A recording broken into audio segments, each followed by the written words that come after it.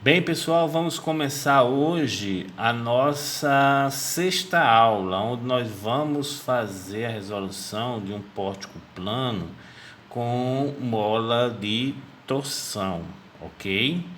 Então, pessoal, na última aula nós consideramos os esforços normais. Aqui eu vou ter que retornar à nossa situação inicial, onde nós não estávamos levando em consideração os esforços normais. Por quê? Porque nessa estrutura, se eu for levar em consideração os esforços normais, eu vou deixar de trabalhar com a matriz 3x3 ou 4x4 com a matriz 9x9, ok? Porque em cada nó externo desse, tanto no nó B como no nó C e nó E, eu vou ter que colocar uma chapa e dois apoios. A chapa impedindo rotação, um apoio impedindo deslocamento na horizontal e outro apoio impedindo deslocamento na vertical. Então 9 por 9, pessoal, é quase que impossível vocês trabalharem. Obviamente que a gente tem calculadora, tem, obviamente que hoje a gente tem ferramenta para isso, mas antigamente não tinha. Ok? Mas eu vou passar um exercício para vocês trabalhar com uma matriz bem grande. Aí vocês em casa, se bem que agora tem quarentena, não podem nem chamar o pessoal para comer um churrasco. Antigamente eu usava essa justificativa. Quando eu quero que você resolva uma estrutura da forma que ela é, eu mando vocês fazerem em casa no final de semana, dia de sábado, com um churrasquinho. Aí de preferência vocês chamam o professor, porque aí você já ganha um ponto, né, com isso. Mas nós não vamos levar em consideração aos esforços normais dessa estrutura, ok? Aqui em pessoal, você vê essa figurinhazinha, ó, que parece aquela mola de despertador. Aquilo é uma mola de torção, ok? Então é interessante você verificar, pessoal, que essa mola de torção ela está aqui na estrutura para impedir deslocamento. E perceba que o deslocamento que ela vai impedir é sempre nos dois sentidos, horário ou anti-horário. Vai depender de quê? Do carregamento. Então o que acontece? Se você aplicar um carregamento que essa barra tende a girar assim, essa mola de torção vai impedir, não, volta para a posição inicial, tá entendendo? Mola de torção é bastante utilizado principalmente com cargas dinâmicas, terremotos, vento, aquela vibração harmônica normal natural dos materiais, uma ponte. Então você pode utilizar essas molas, tanto mola de torção, como a gente vai analisar agora, como molas lineares, para dissipar essa energia, né?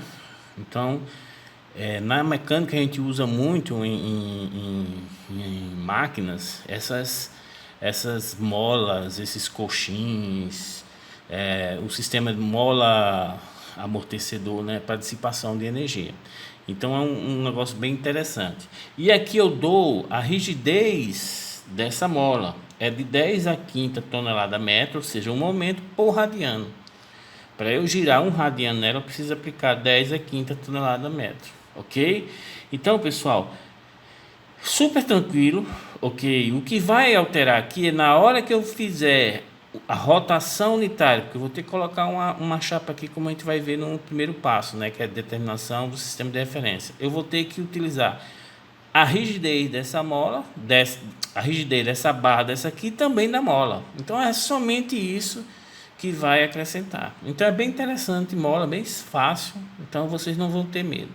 Nessa estrutura eu coloquei 4 carregamentos, né? Tem esse carregamento 1, que é essa carga distribuída atua nessa barra BC, que está na horizontal. Eu tenho esse momento aplicado no nó C, que é um nó interno à estrutura, então isso aqui é uma carga nodal, ok?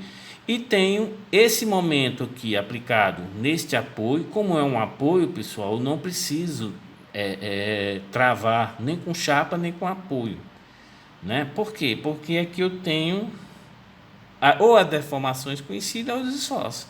Eu sei a deformação. Qual o deslocamento linear em X aqui? É zero, esse apoio não deixa. Qual o deslocamento linear em Y? É zero, ele não deixa. E qual vai ser o valor do momento lá? Ah, professor, é 5 toneladas metro. É não, infeliz, é menos 5. Perceba que esse 5 aplicado aqui, ó, vai formar uma boquinha tristinha, então é menos 5. Então isso aí é uma condição do contorno. Então perceba que eu sei os valores, tanto com relação à deformação, como em relação aos esforços. Eu não preciso colocar vinculação aqui, ok? Então, pessoal, essa é a nossa estrutura. E por último, esse carregamento trapezoidal atuando nessa barra vertical AB. Então, conheço aí a estrutura que nós vamos trabalhar agora. Então, vamos agora para o nosso primeiro passo, que é a determinação do sistema de referência, ok? Então, aqui ó, está a estrutura e note que eu dei uma apagada porque já é a segunda vez que eu estou fazendo esse vídeo, porque eu errei uma besteira muito grande, mas vamos para frente que atrás vem gente. Então, pessoal, o nosso sistema de referência é simples. Você já sabe que quando eu tenho pontos externos à estrutura, obrigatoriamente eu tenho que colocar chapa. Então eu preciso de uma chapa aqui, ó, em B, ok? Preciso de uma chapa aqui em C e preciso de uma chapa aqui em E. Então teve nó externo, eu coloco uma chapa, salve quando for uma rótula. Então nós vamos fazer também pórticos com rótulas, com rotulação. E lá na rotulação eu não preciso aplicar chapa, porque lá eu também tenho o que, pessoal? Tenho os esforços conhecidos ou as deformações conhecidas, ok? Então, beleza. Quando você olha assim, professor, tá bom, acabou. Não, não acabou não. Percebam, pessoal, que essa estrutura, essa barra que vai de B até E, ela tem capacidade desse deslocamento, ó. Percebo que quando ela executa esse deslocamento, ela não vai nem tracionar, nem comprimir barra nenhuma. Na barra não, o que B desloca para a direita, o E também. Então ela não sofre aumento nem diminuição do tamanho. Então ela não sofre nem tração nem compressão. Mas ela tem essa capacidade de se deslocar, ou para a esquerda ou para a direita, depende do deslocamento. Porque para esse deslocamento só vai o que? Fletir essa barra, essa aqui e essa aqui. Então percebam que eu preciso colocar um apoio aqui para travar realmente essa estrutura, ok? Pronto, agora sim eu travei, ela não tem mais essa capacidade de deslocar. Professor, de cima para baixo, aí ela não vai deslocar de forma alguma, porque qualquer deslocamento, tanto em B como em C ou em E, para cima ou para baixo, ela vai estar ou tracionando ou comprimindo uma barra. Pode prestar atenção. Para B subir tem que tracionar.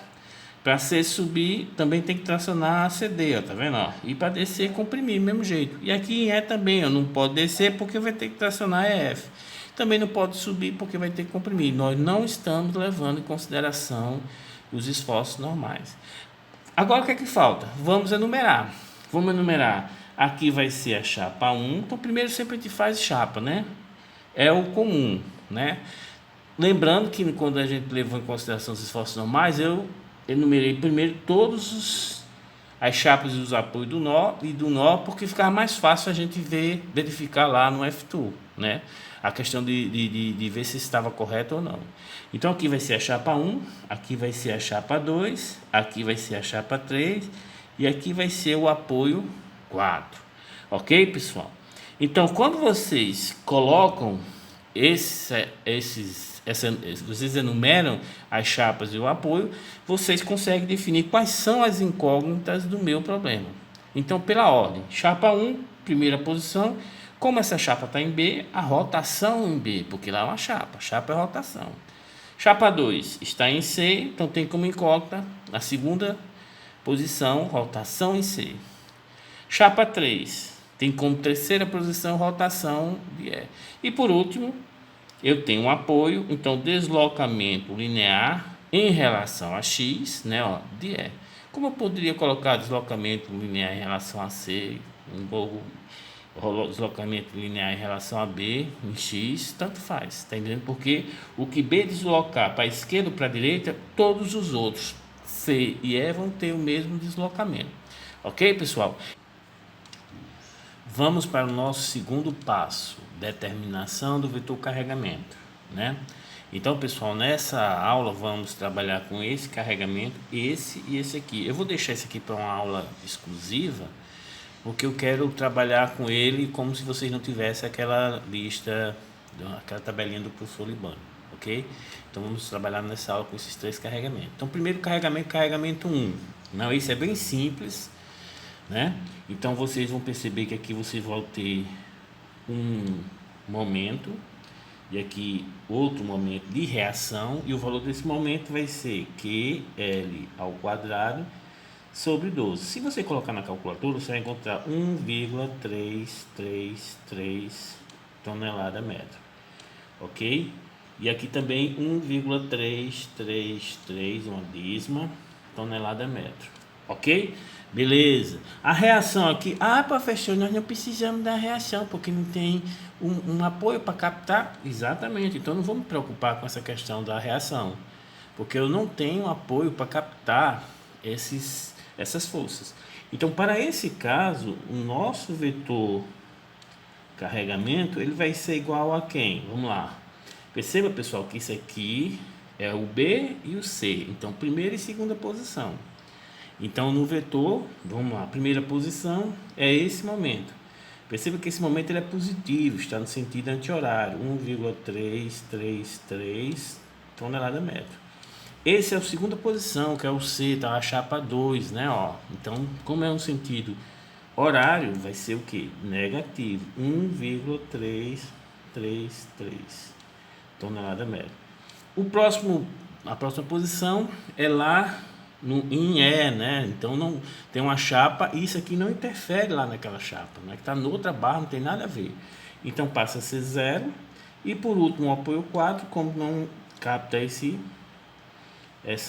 carregamento, então 0. Então esse é o vetor carregamento devido a este carregamento aqui, que é o carregamento 1. O carregamento 2 é esse momento, pessoal, atuando na chapa C, ou seja, aqui eu tenho uma chapa em C. E essa chapa, isso aqui é uma ação, ela vai reagir com um momento de mesma intensidade, agora de sentido contrário, ok? Então, para esse carregamento aqui, pessoal, o S0, ele vai ser igual a quem? Primeira posição, chapa 1, 0.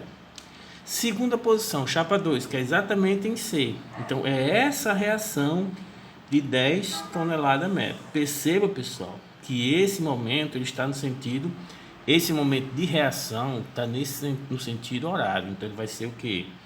Negativo, menos 10 toneladas metro. As próximas duas posições, que é relativo à chapa 3 e ao apoio 4, vão ser 0. Ok?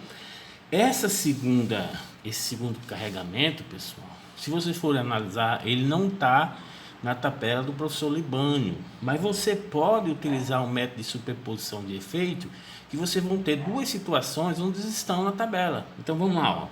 Esse carregamento ele vai ser equivalente a o carregamento com uma carga distribuída, né, de 1 tonelada por metro. Então eu tenho uma carga distribuída de 1 tonelada por metro, mais um carregamento distribuído agora com uma carga triangular, né? Ó, uma carga triangular. Aqui é 1 tonelada por metro, ok? Como aqui eu tenho 2 metros, triângulo, ó, vai ser o que? 1 metro.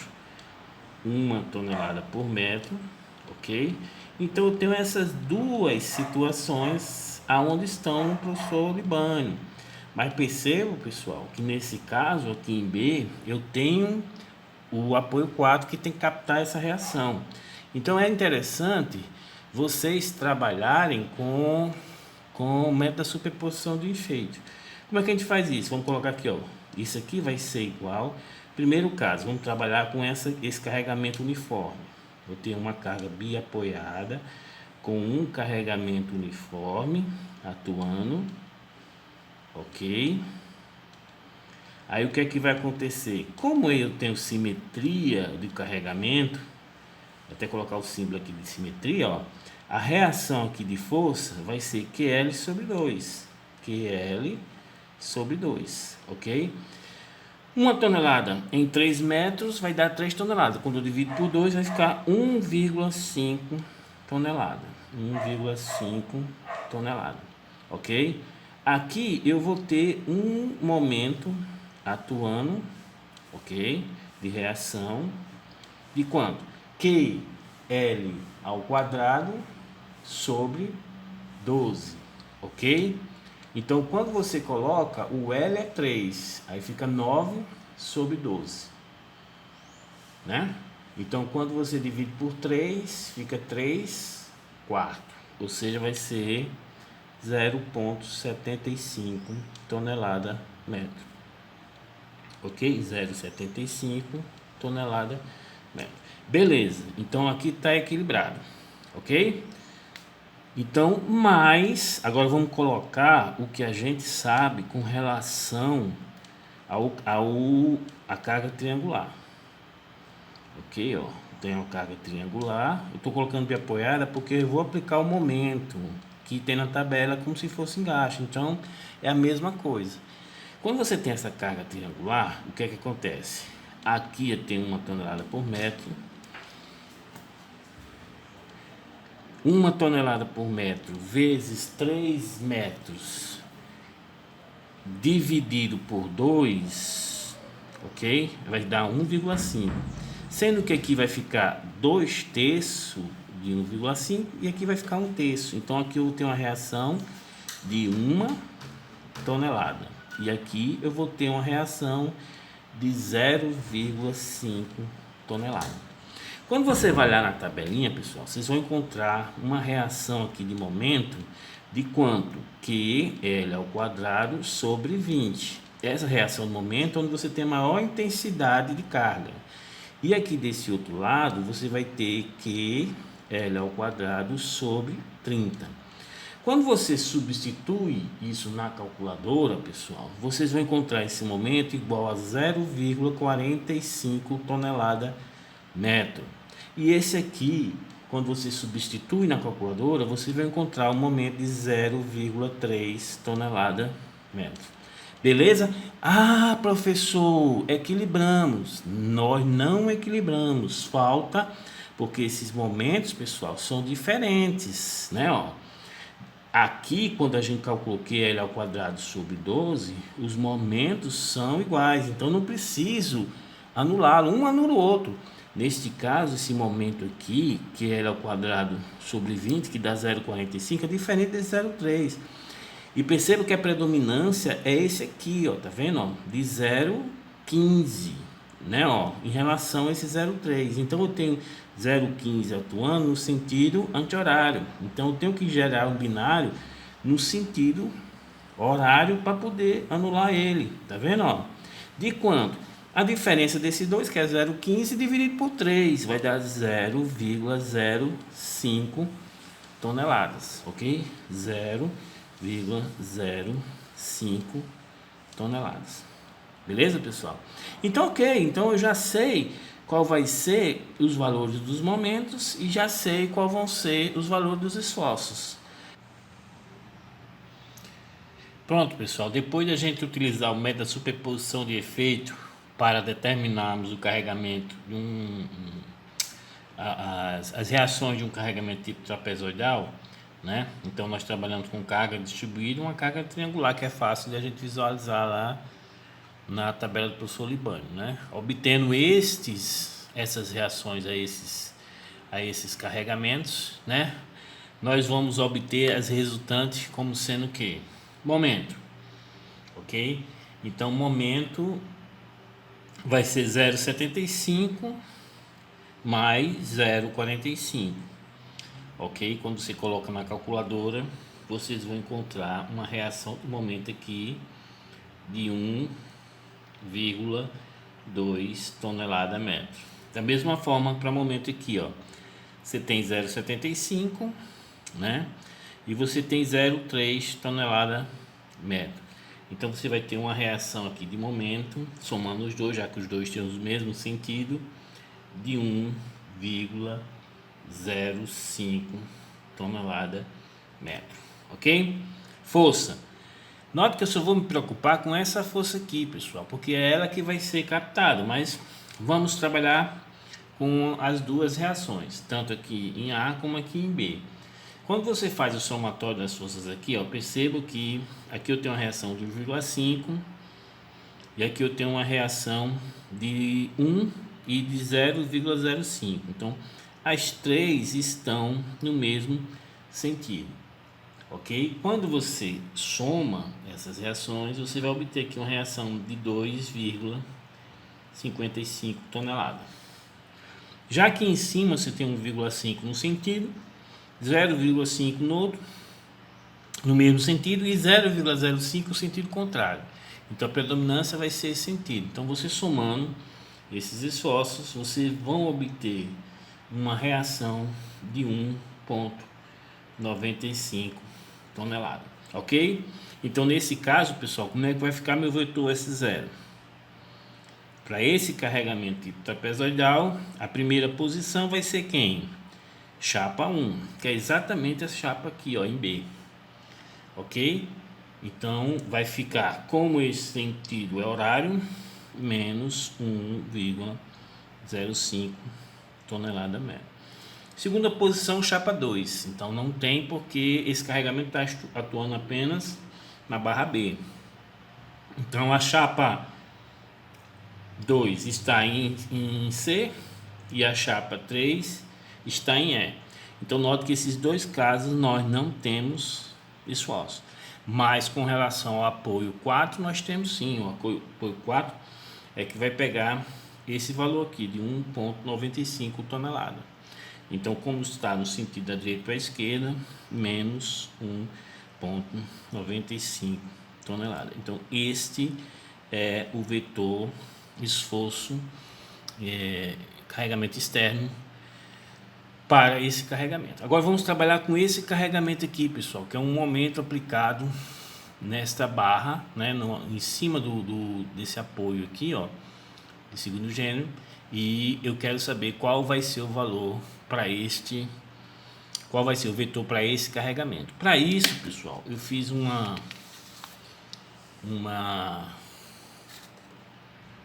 apresentação para a gente resolver esse caso. Vamos fazer de conta que vocês esqueceram a tabelinha do professor Libânio em casa, porque esse aqui tem lá na tabelinha do professor Libânio, né? Depois vocês façam a verificação para ver se vocês conseguem achar os mesmos valores. Então vamos utilizar a equação da linha elástica para resolver essa questão, ok? Então vamos começar desde a mecânica, ok? O que é que a mecânica diz? dV dx é igual a menos o meu carregamento distribuído, ok? Isso é a primeira relação diferencial que a gente tem entre esforço cortante e carregamento distribuído. Como essa barra não tem carregamento distribuído, o valor desse carregamento distribuído vai ser o quê? Vai ser zero, ok? Então quando eu integro, se a derivada do meu esforço cortante é zero, isso implica dizer que meu esforço cortante, ou seja, vou até colocar aqui V de x, né, ó, ele vai ser uma constante C1, ok? Eu tenho alguma condição de contorno para achar esse C1? Não tenho. Eu não sei qual é a reação aqui em A e também não sei qual é a reação aqui em B. Então não tenho condição de contorno para esforço cortante. Vamos para a nossa segunda relação, que diz que derivando o meu momento, né, em relação a x, em função de x, isso vai dar meu esforço cortante. Meu esforço cortante é quem? É a constante C1. Ok? C1. Quando eu integro, eu vou achar meu m de x igual a quanto? C1x mais uma constante de integração C2. Ok, pronto, beleza. Pergunto a vocês, tem alguma condição de contorno para momento? Aí vocês vão responder, tem sim, professor. Olha o momento lá em B, ou seja, quando x for igual a L, já que eu vou considerar aqui como sendo x igual a zero, aqui é x igual a L. O valor do momento vai ser quem? Ah, professor, é M. Não é M, é menos M.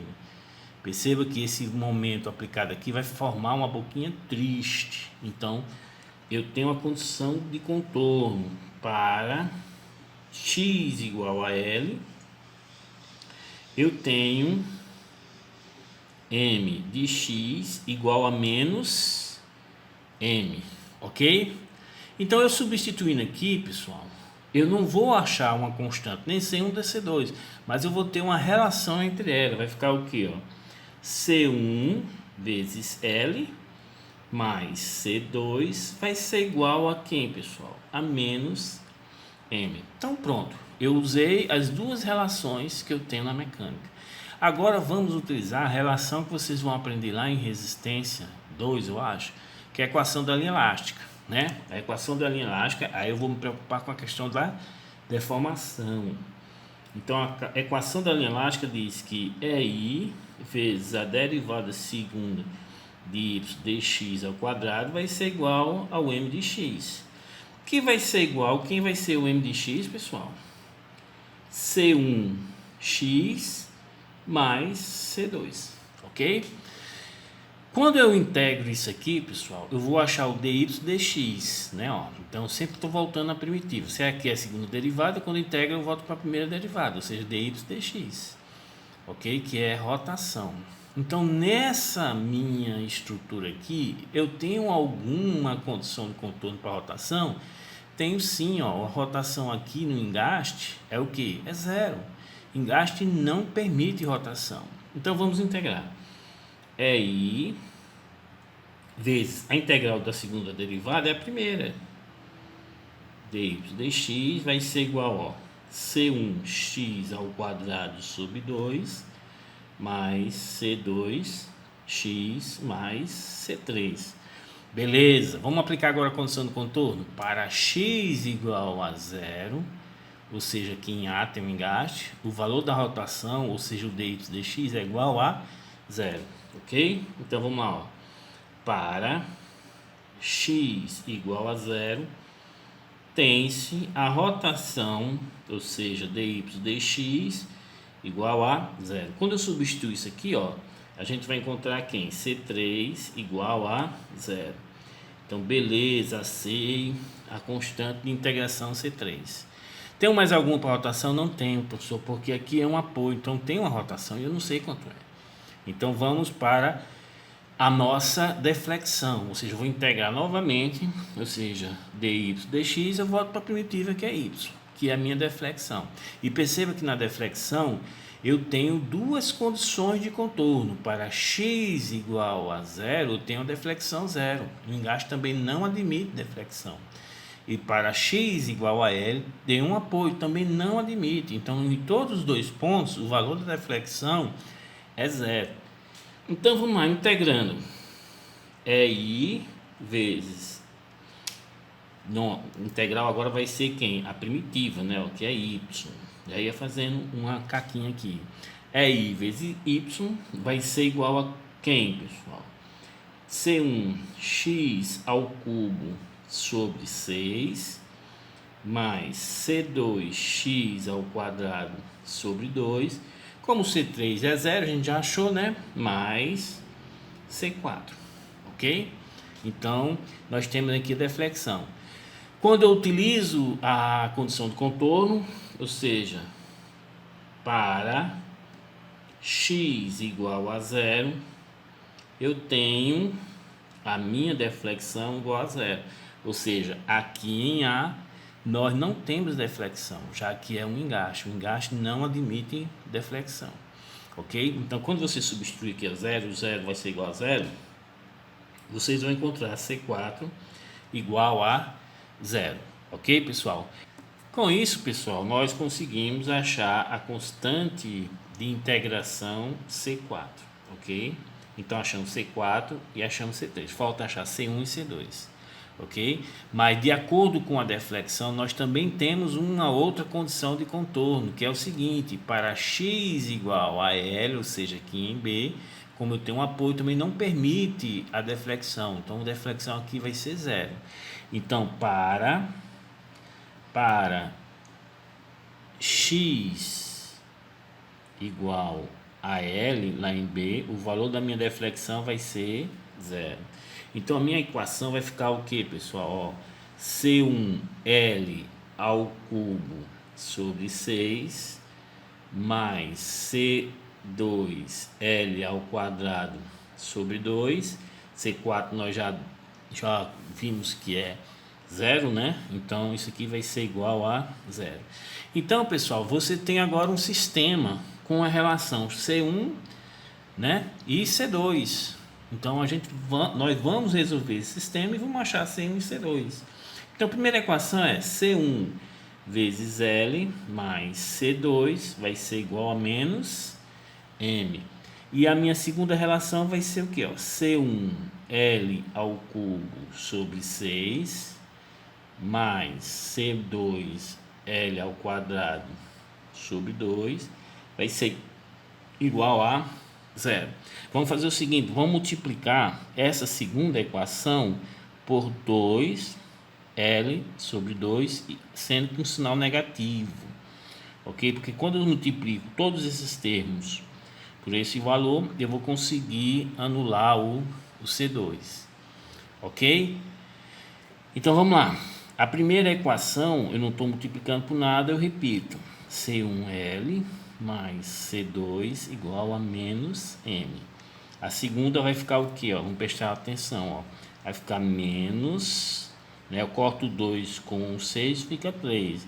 L ao quadrado com L ao cubo fica menos C1L sobre 3, ok? Quando eu multiplico esse por esse, vai ficar menos C2. Isso aqui vai ser igual a zero. Somando essas duas equações, pessoal, ou seja, C1L menos C1L sobre 3, né? Eu tenho 1 sobre 3, vai ficar 2C1L sobre 3. Ok? Porque aqui vai ser 3 sobre 3. 3 menos 1, 2.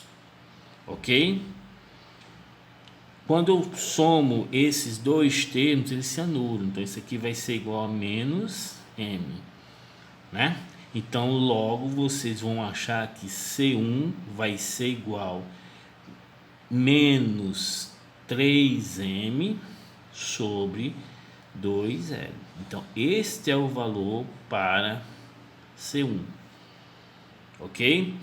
Quando eu substituo aqui na primeira equação o C1, eu vou achar quem? O C2. Então C2 vai ser igual ao menos M, né, menos C1 vezes L.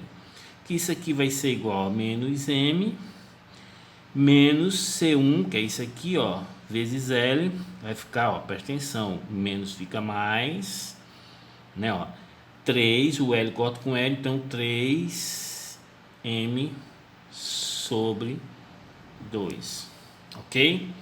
Então C2 vai ser igual a quanto, pessoal?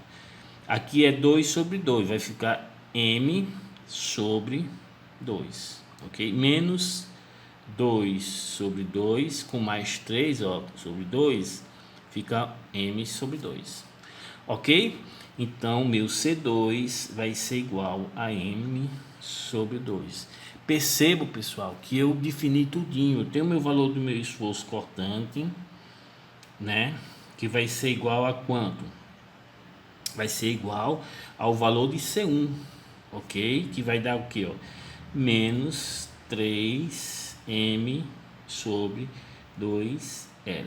E tenho também o valor do meu momento fletor, que vai ser igual a quanto, pessoal? Tá aqui o meu momento fletor, C1 vezes X, então vai ser igual a C1 menos 3M sobre 2L, vezes, que é o C1 vezes X, mais C2, mais M sobre 2, ok? Então, pessoal, a partir disso, vocês conseguem determinar.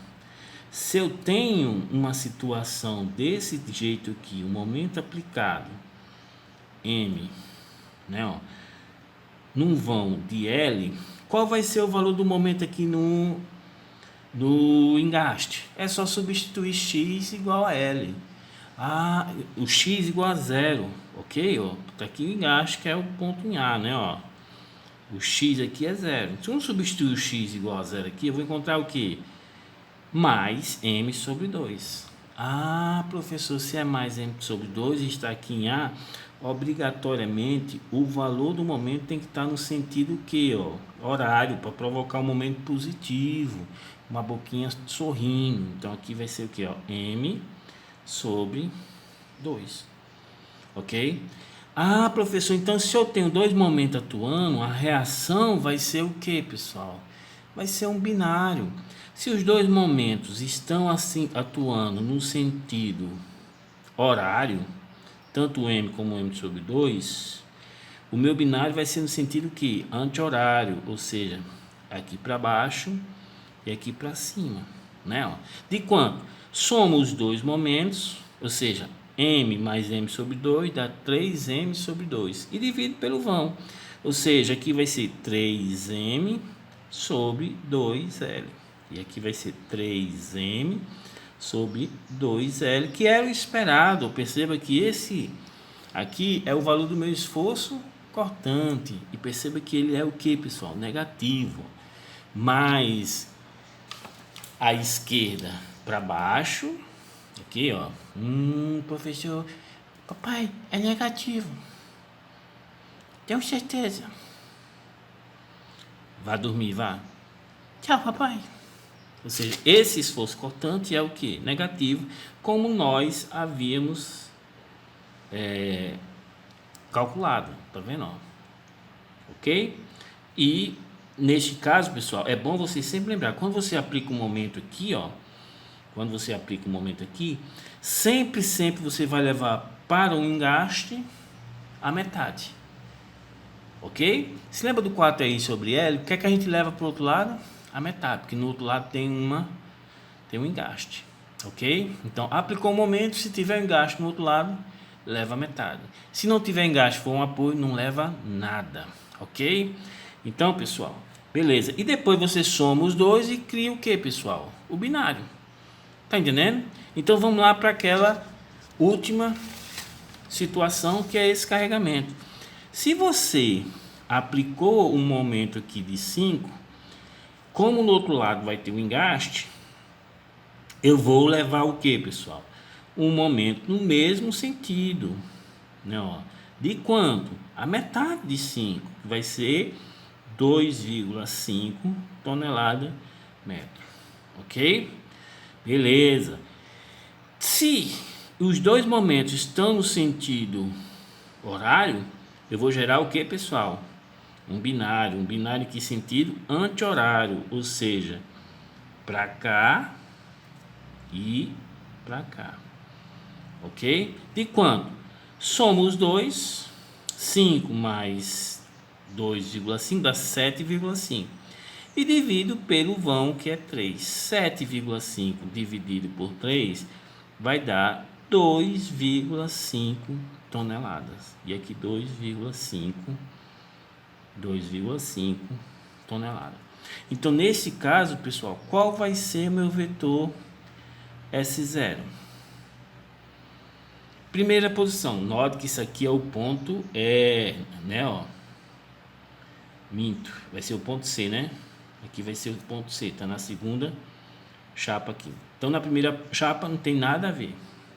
Na segunda posição, que é relativa a essa chapa, vai ser de quanto? Qual o valor desse momento? 2,5, né? Positivo ou negativo?